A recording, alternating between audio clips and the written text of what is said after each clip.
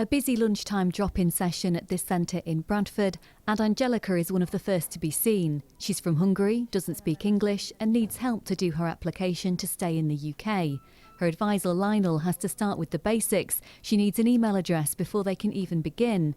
It's things like this that mean some families just can't manage the process alone. I think that they're more frustrated because sometimes we have cases where they do it themselves and they don't do it right, and then everything gets mixed up. St Vincent de Paul is one of several centres around Bradford supporting EU citizens who need either settled or pre-settled status, depending how long they've been living here.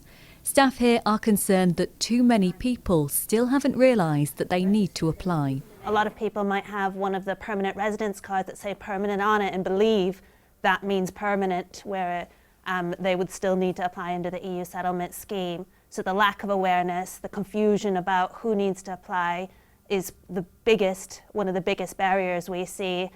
Many applicants here just don't have the internet skills to cope with an online process, and some hit long delays when they realise their passport from their home country has run out. And we faced up to about 3 months of a wait to get an appointment to visit a consulate or embassy in order to obtain an ID document or passport.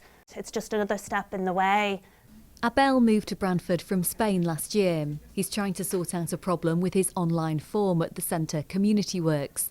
He says he can't help but feel anxious. One word would be nervous because, as I told you, I don't know whether it's going to be okay or not. You are not sure whether if you are going to be accepted or not, so better to do it here in community work. If you're an EU citizen living in the UK, you need to apply to the EU settlement scheme. The most recent figures showed that less than half the number of EU citizens in Bradford had applied, although that was one of the highest rates of applications in Yorkshire. And while the Home Office is funding community organisations to provide support, it's still not known if that will continue beyond March.